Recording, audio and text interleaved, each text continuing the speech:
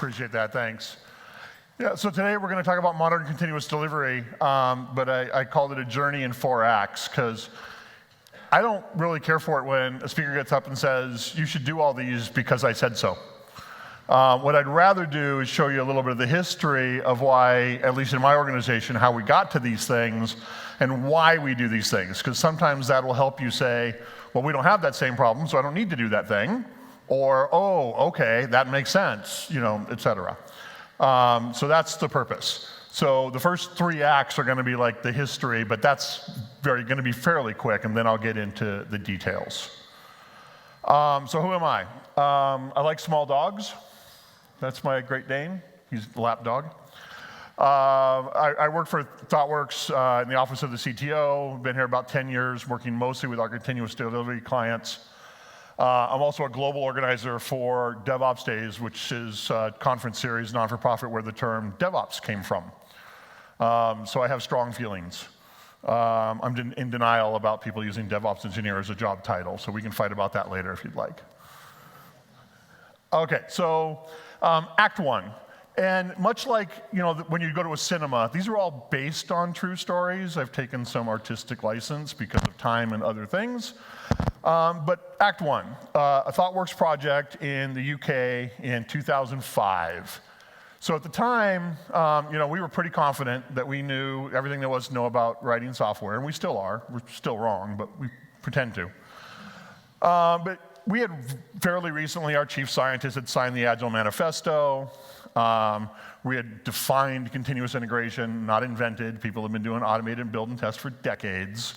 But Martin Fowler wrote the definition. We created a thing called cruise control, which, depending on what you think Tinderbox is for Mozilla, was either the first or second CI server. And with apologies, we created Selenium. Yeah. So, I mean, we're, for the time, pretty state-of-the-art as far as our ability to build, test systems. So we're writing an application, it was Java, and you know, it's write once, run anywhere was the whole Sun claim to fame at the time. Of course, we always, you know, it's actually debug everywhere, but that's okay. But that actually is important to the story because the developers, for the most part, were on Windows laptops. There was only 1 or 2 people on the project that even really knew Linux, Solaris, you know, Unix type platforms at all. Actually, I don't know if he's here. Sam Newman was the one Linux guy, basically. And so they're developing that. They're going to deploy it. Excuse me. There goes the beard. He was worried about that. Deploy it onto a Solaris cluster. So did all the right, you know, continuous integration things. So writing all the unit tests, running CI constantly, all of those kinds of things. But in a waterfall project management perspective, had no access to these Solaris boxes that were going to end up running it eventually. So finally got the Solaris boxes, and everything, you know, the product owners were like, yep, this is what we want it to be. The features are all where we want it, and there was only one small issue. Turns out there are some things like that you can do on Windows file systems that you can't do on a Solaris network file system, you know, and other things like that. So I mean, it just simply didn't work. And I don't mean it was buggy; it wouldn't start. Okay, so they're like, okay, we need to deploy onto a Solaris machine on a regular basis. And for anybody that's the old Sun world, it was like the old E4500s, and so. Jez Humble, as the story goes, went down the hallway and grabbed an E4500 and brought it back and said, okay, we're going to deploy to the Solaris environment. We need to automate this. And so they were talking to the ops people at the time, and they say, hey, we want to automate the deployment to production, which rightfully scared the heck out of them. Like, because we're going to end up owning that thing. So how are you going to do this? Let's talk about this. And so they talked about it. And they said how they're going to write the automation, and they gave them some choices about here's the different, you know, languages, programming languages we might use, the different tech stacks we might use, et cetera. And as it turned out, ops took their least favorite choice, but because it was what they knew.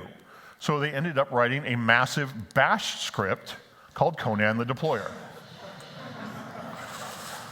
Okay, now what Conan would do is when the CI service was done, it would deploy it onto Solaris automatically, and so that worked now. And they were able to test these deployments and run it, and so deployment became a non-issue. So they learned the value of deploying into a production-like environment as often as possible, because issues would come up and they'd have to find them, and they wouldn't come up in CI because the platforms didn't match. The developer workstations did not look like the production environments, nor could they. They weren't going to give the developers, Spark workstations or whatever. Okay, so the output from that, so Jez, Dan North, and Chris Reed wrote a paper. You can still find it. It was presented at Agile 2006, called the Deployment Product Line, Production Line, actually. Sorry for the typo. A few years after that, Jez and Dave wrote a book called Continuous Delivery. And frankly, at least inside ThoughtWorks, CD became an expectation. It was an expectation that as you're developing software, you're going to go on to production-like environments as often as possible. So Act 2, let's fast forward 5 years. 2010, which is actually the year the Continuous Delivery book was released. Another project, and again, there's a lot of projects that look like this. This one's also in the UK. And a fairly typical architecture for the day. A monolithic application, has load balancer, session databases, and everything there, those things. And again, fairly typical. And it was using what we'll today call traditional continuous delivery. Again, this was the year the book came out, but today we'll think about this as traditional. Which means we do a git pull, versions it, does a build, does a unit test, stores a package in an artifact repository. That's key. Still today, a lot of people don't do that. In CD, you only build a thing once. So if you're building a jar, an MSI, a DLL, I don't care what it is, you build it once, you store it, and that's the thing you use for the rest of the pipeline. You never rebuild it. And so it would get pulled out of the artifact repository, go to the test environments. Nothing new here, I imagine, to most of the audience. And then again, when we're going to deploy it to production, it's going out to deploy in environments, we run some smoke tests, et cetera. So the CD pipeline looks a lot like this. There might be things that are running in parallel, at least I hope there are things that are running in parallel. There's no reason we have to wait for the regression tests to finish to run the functional tests. So please do as much in parallel as you possibly can. But on most of the projects at this time, like the environments, the production environments especially and stuff, were still hand-rolled. I think Chef was out at the time, Puppet definitely was, some others. So you could do configuration management, but a lot of people weren't, most people weren't. So the good that came out of this, because it really was good that they had reproducible builds. They could go back at any time and run a build with the same git hash, and it would get the same thing. Still don't do that as a practice, but I'm saying if they had to, they could get reproducible builds, because they really wanted to generate the package once. They had the high level of automation, so they're deploying to production automatically and so forth, and you had the safety net of the automated test stages. Now that said, it still was a big monolith. Now, I don't want to bag on monoliths. Monoliths are not bad, okay? It's just different architectures for different solutions. I also don't want to put down legacy. There's the joke that legacy is just another word for the stuff that makes our money. But we realized that in this case, we were running into some problems with that. Is that my beard? Is that what that's doing that? I'll move it. I can move it. There we go. Got it. I did it already. You want to look? Okay. My coworker's going to love this on video. That's good. All right. Okay, so from a bad perspective, the entire system's deployed at once. And so if these are large applications, the deployment takes a while before you really know if it works or so forth, because these were large. Also, really it's all, of course, getting more web-based software and stuff. And so the truth is the browser tests were flaky. I don't know who created Selenium, but they were flaky. And then things like rollbacks were very hard. And so that's when, at least at ThoughtWorks, we started really getting fixated on when it's the right thing. It's not always the right thing, but when it's the right thing, decomposing stuff into things like microservices or services or component architecture or something other than massive monolith. And so for us, the output, Sam, who's around here somewhere, wrote the book Building Microservices. A couple years later, Keith Morris wrote one called Infrastructure as Code, which I highly recommend to help control those production environments and so forth. And then we created a couple new open source tools, Gauge and Tycho, 100% open source. There's no commercial model. We have nothing to sell you, okay? So, but they're much, much better at browser tests and stuff. Those came out in the last couple of years. So we're trying again to learn from difficulties and challenges that we've had. So Act 3, and again, now this one's very prototypical. These are what most of our projects look like today. This particular customer is a financial services company in the US, and it's a microservice type architecture. Now notice though that one of the things, this actually came up, I was at our booth talking to somebody yesterday, and they were talking about breaking other services because if a deployment failed or what have you. These are all event driven. So apply domain and account domain are never talking directly. What they're actually doing is writing out an event that the other services subscribe to. So it's kind of the eventual consistency, if you will. But also if one of them is completely down, if there's, deployment goes bad, not if, when, a deployment goes bad, or they're geographically dispersed, or whatever, we can still get back to there. And so the funny thing is, as the applications and the architectures become more complex, the pipelines actually become more simple. Hence the rise of software as a service and hosted CI and all that kind of stuff.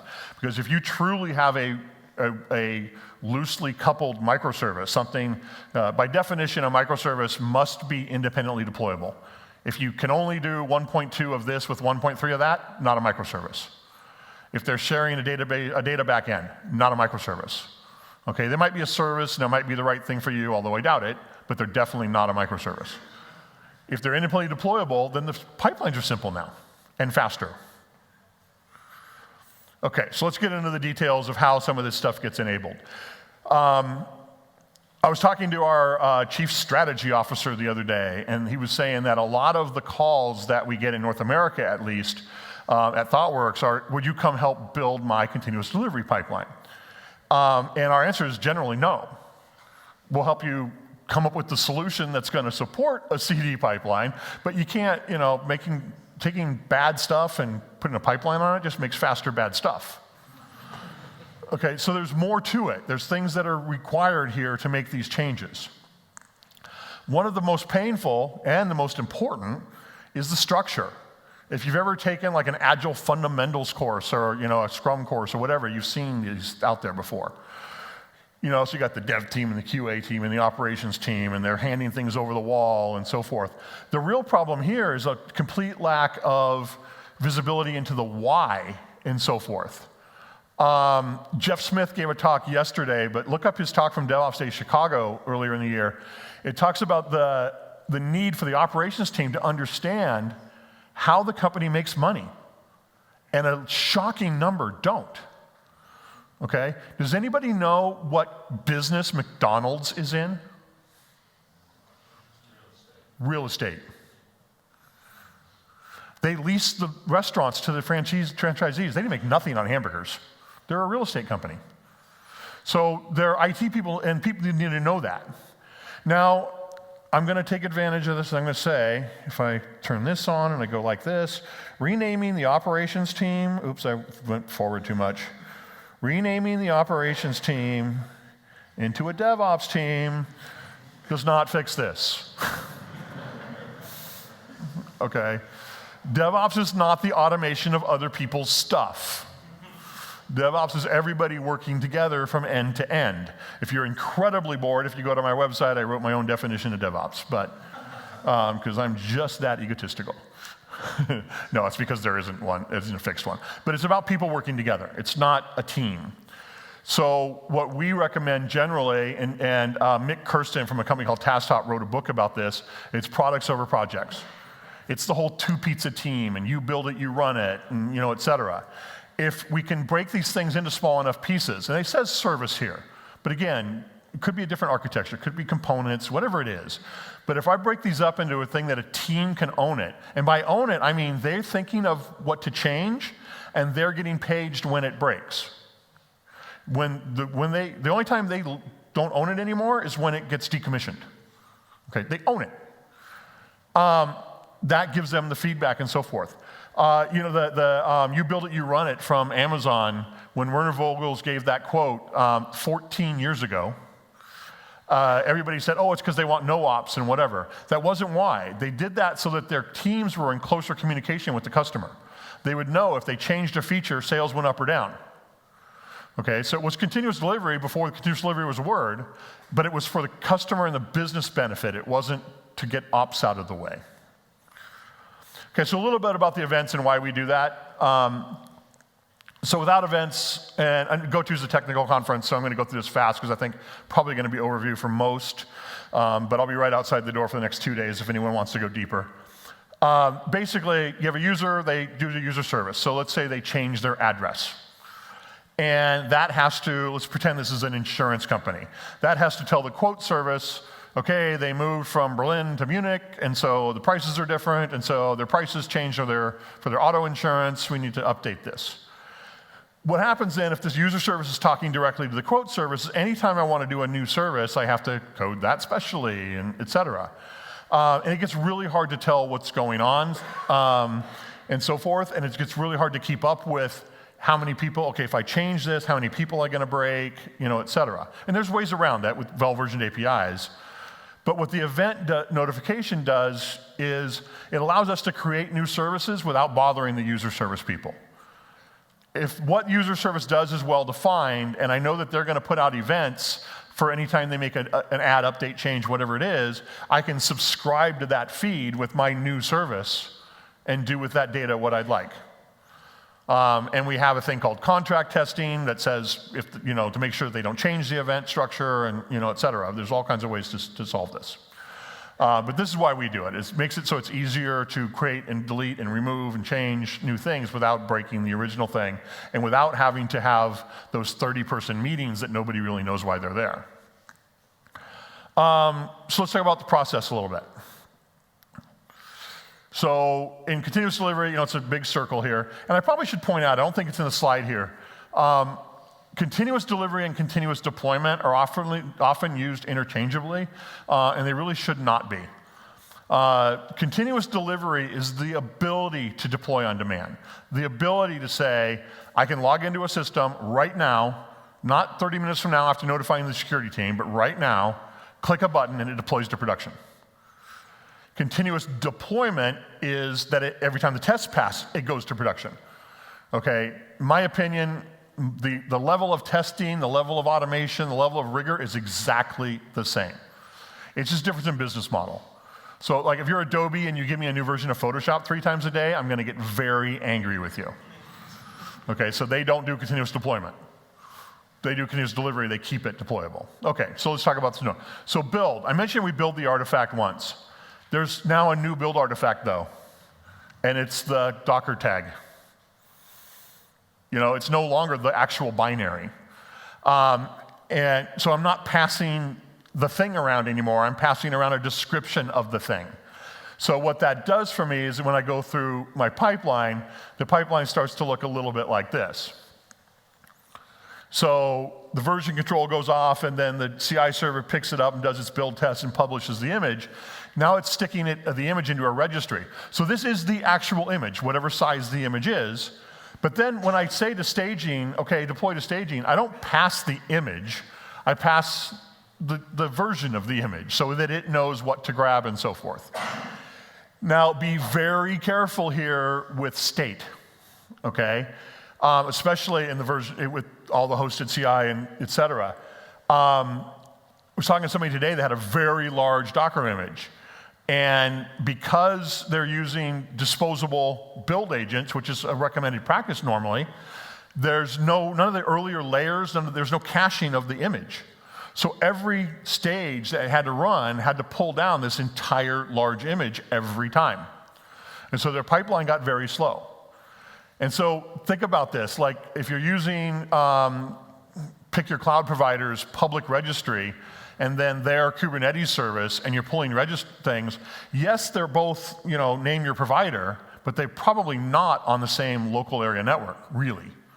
You might be able to set up a virtual network that, an adjacent IP address, but it's actually not the performance of a local network. So think about that when you're handling the registry and the size of your clusters and so forth. And this uses, pick your pronunciation, kubectl, kubectl, whatever, but it could be Helm, it could be whatever. Usually the most controversial slide here, we believe trunk-based development is a prerequisite to continuous integration.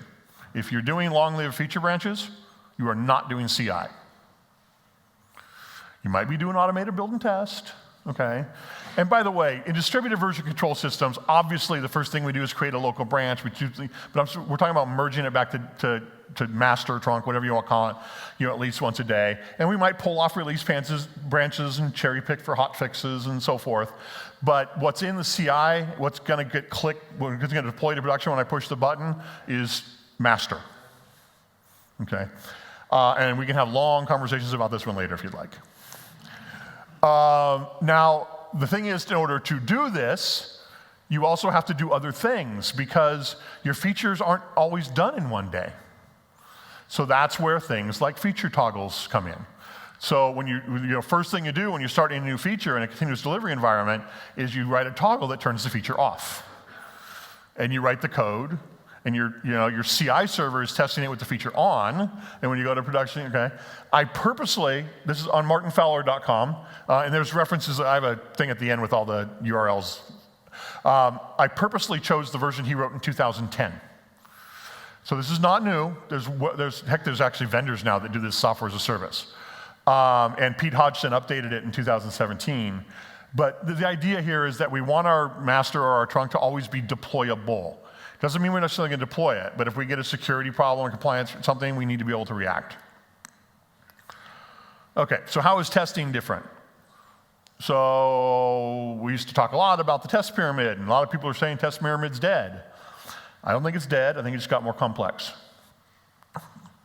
So you still need to do all the things, right? You need unit tests, you need integrations, et cetera. Where you run them might differ. Where you run them might change.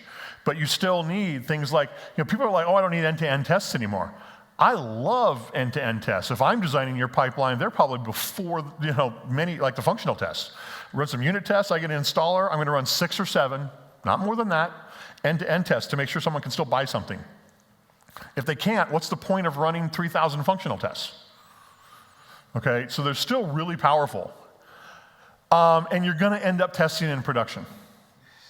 Okay, now you gotta prepare for that. You don't just, hey, testing in production now. You have to have ways to clean up bad data or dirty data or test data, or whatever you wanna call it. There's all kinds of things you have to do, but in today's world of distributed applications where half of your app you didn't even write, you're using somebody else's software as a service API, you really can't test those things. You can stub it, and you can contract, and you can do all those things. But until you apply users, you're not gonna know what's gonna happen, and users can break anything. Next thing you want to do, I talked about kube control and Helm and others, is your deployments need to be declarative, okay? So it's no longer, I'm running a secure copy that puts a thing on a machine and then I execute a thing. I describe what I need the deployment to look like. And these are Kubernetes examples because Kubernetes is eating the world, but this can be done on bare metal with tools. So you don't deploy version 2.2. You change your deployment descriptor to say 2.2, commit that to source code, and your pipeline makes production look like your description. So these are declarative deployments. That allows you to easily dispose of like production systems. You hear the thing, cattle not pets. So I can destroy things and rebuild them because what I need it to look like is described. If I want to scale something, I change a Helm chart or change a YAML descriptor or whatever it happens to be. There's a couple different deployment strategies of different popularities, and you really want to think about how you're going to do this, okay? So like rolling updates are really common in this world of Kubernetes and other tools like that, where I say, okay, make it V2, and it just moves them over automatically. But it really, in most cases, if you just do a rolling update, it's all or nothing. So everyone's going to get V2, and if it ends up having a catastrophic failure, now you have to do a rollback and a bunch of other things. So that's where concepts like blue-green come in. And again, I know this has been out for a few years, and so I'm going to go over it pretty quickly. But the idea here is I'm running V1. When I deploy V2, I'm going to take advantage of public and private cloud stuff. I'm going to stand up a whole nother production environment, install V2 on it, run the smoke tests and stuff, and then switch routing rules over to V2. So to the users, it's instantaneous. You might have to do some session handling and so forth, but it's mostly instantaneous. And then if there's a problem, you can just switch it back. Generally speaking, when we were talking about blue-greens 10 or 12 or 15 years ago, these were long-lived environments, often physical environments. And so another name for this pattern often is the Phoenix deployment pattern, because in public cloud, what I would do is once V2 is stable, I'd burn down V1. So those machines they're not long-lived. But again, if you're doing certain kinds of ERP and whatever, you might still be on physical environments. My personal favorite is some idea of a canary deployment. And so if anyone's not familiar with the term, canary basically comes from a practice that's a real practice where like coal miners and things like that would take birds into the mine, and if they died, then they would leave because that meant there were poisoning gases in there, and the birds have very small lungs, and they would die first. Might be cruel, but it is cruel, but they really did that. People use canaries often to test, did it work from like how much memory I'm using, how much CPU using, et cetera. I want to encourage you to say, did it really work? Did your business go up or down? So use canaries and measure the effect on your business. If you're that insurance company, are you getting more people applying for a policy or less people applying for a policy? Companies like Amazon do this with the colors of their buttons, and believe it or not, they can find statistically significant differences with the colors of the buttons. And then when it's more effective, then they build on that. Okay, the other big topic that's always hard is databases. It's really important if you want to do like fast-moving CD especially. There's an idea of expand contract, I think is one of the patterns that this is called and what have you. When I make database changes, they're not allowed to break the current version. Full stop. Okay, so the simplistic example I always use is we have a database that's version 1 and an app that's version 1, and there's a value in the database called name, a column in the database called name. And I want to make it be first name, last name. I don't add first name, last name, and remove name. I add first name, last name, and they're blank, and name is still there. Then I deploy version 2 of that database and make sure I didn't break anything on the app. Name's still there, so the app's still going to work the way it needs to, okay? Once I'm stable there, then I deploy version 2 of the app. Version 2 has some logic in it that says, in the case of name, a user logs in, hey, we want to call you by your first name, surname, whatever. Please enter your values here. You know, if it's blank. You can put logic in there to update those things. Or you may want to automate it. It depends on what the fields are. But the point is that the database V2 works with app V1 and V2. So then if you have to roll back, you can roll back the app without breaking the database. Yeah, now you have columns you don't need there, and so you probably want to clean that up. That might be the next migration. Okay, but the data that was there is still there. You didn't make it so now that that version of the database is incompatible with the last version of your application. Now in a CD world, I want to urge you to try to roll forward. If I'm deploying often enough and I'm making small enough changes that I break something, what I really want to do is fix it and roll forward. Okay, fix it might mean comment out that code, frankly, but you don't want to roll back. You want to deploy the next version. Okay, monitoring and observability. They are not the same thing, especially when it comes to like thinking about it from a pipeline perspective. Okay, people think that observability is just yet another fancy buzzword in marketing for monitoring, and there are people using it that way. Okay, but it's really not the same thing. So, this is the old world monitoring. I'm going to visualize things, et cetera. And I say old world, I don't mean that it's not still accurate for some people. But the idea is we want to make our applications observable. These are architecture changes. These are APIs that only your observability systems are going to use, et cetera. I want to be able to predict what's going to happen. Kind of the leading, if you go to honeycomb.io, they have a blog there. It's kind of the leading, in my opinion, experts on this right now, and most of their blogs are not specific to their product. So if you want to learn about observability, it's really important to be able to say, oh wow, okay, the hits on the schema are going up in this case when it doesn't make any sense, and figure out what's going on, especially if we're decomposing our monoliths into microservices. The founder of Honeycomb, I believe it's credited to her, Charity Majors, likes to say, I went from a monolith to microservices, now every outage is a murder mystery. Because I need all that traceability and et cetera, and it's hard. And this is where that happens. So we need to do that. Okay, next slide.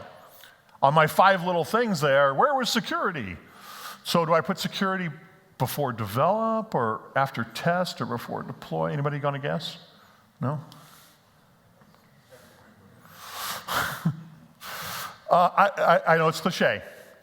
Security has to be everybody's job, okay? It would be very, very easy for me to write a bad application, put a ThoughtWorks logo on it, deploy it to the public cloud, and ruin our reputation.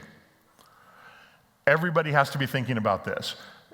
There's tools that are in the developer IDE that will make sure they didn't add a package that's bad. Sonatype did a study recently using the public NPM registry.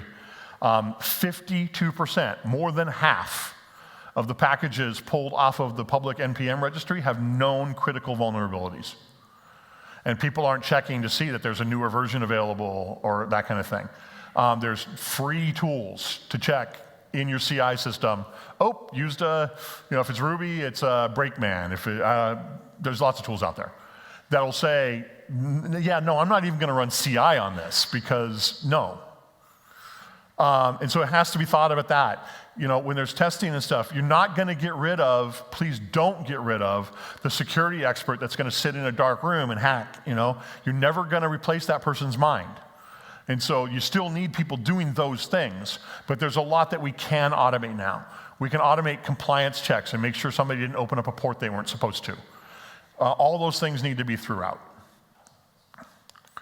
So some examples, I've not personally used either of these tools, but Sneak and Twistlock. So Sneak will look at your CVEs, scan the images, and I'm sure there's competitors. I think Twistlock is kind of like the old, I can't remember what we called it on Linux, but it's like, hey, your production system doesn't usually touch that directory, and it did. So looking at those kinds of things, so you've got something weird going on here, what's going on? There's all kinds of tools for this. OWASP, O-W-A-S-P, is a good example, or a good place to find a lot of the open source stuff, and there's lots of vendors and such. Also, secrets management. Now, as I'm getting close to the end, there's 2 points in this presentation where I like to point out the need for cross-functional teams, the need for true DevOps. The first one is the first story. If there had been somebody on that development team in 2005 that knew Solaris, they never would have had that problem. Okay, the developer would have done something. They're like, yeah, no, you can't put temporary, you can't put cache on an NFS file system. It's not going to work. Okay, let's not do that. I'm not saying the developer becomes a Solaris admin. I'm not saying the Solaris admin becomes a developer. But if that had been a cross-functional team, that never would have happened. And it would have saved us a much larger amount of money than I want to admit for having to rework. Okay? The other example of that is this slide. So my coworker Shiroi tells me this is how you do it, and I just believe him because I don't know. It's truth. I don't know how to use Vault. I don't know how to do secrets management. Okay, I know you have to, but I don't know how to do it. But there's people on my team that do. So you can't, a lot of us don't like the term full stack engineer, and I apologize if that's your title or what have you, because there just are different things if you're in a cross-functional team, and not everybody can be an expert in everything. So you need the expertise on the team, not on the person. Okay, so epilogue. So in the future, I really think teams must be structured to own small pieces. Call it microservices, call it serverless, call it what's the unikernel that's coming out, whatever you want to call it. But they need to be small managed pieces, and small teams are better for that. From a career perspective, if you don't think Docker and Kubernetes are gonna affect you, you're wrong. Okay, they're here to stay until they aren't. I mean, something else is gonna come along, right? But I was talking to somebody yesterday that was using Docker Swarm, and they were asking me about doing deployments. I said, step number 1 is to get rid of Docker Swarm. Because Docker's now distributing Kubernetes, and Docker Swarm's probably not gonna be out very long. Okay, it sucks that things move that fast, but they do, so. You're gonna have to test in production. Watch the video. I think there's a video of Jeff Smith's talk from yesterday. He talks about a production outage. Everything worked great until they applied a user, and then it just all blew up. And then, again, cliche, but security is everybody's job. And then, now's the actual picture slide. I'm very lucky and privileged to stand next to people who do great work and then tell about their great work, and these are some of those places. And I think you guys have published the slides, right? I gave them to you, so. And with that, I will say thank you. I think I left a few minutes for questions.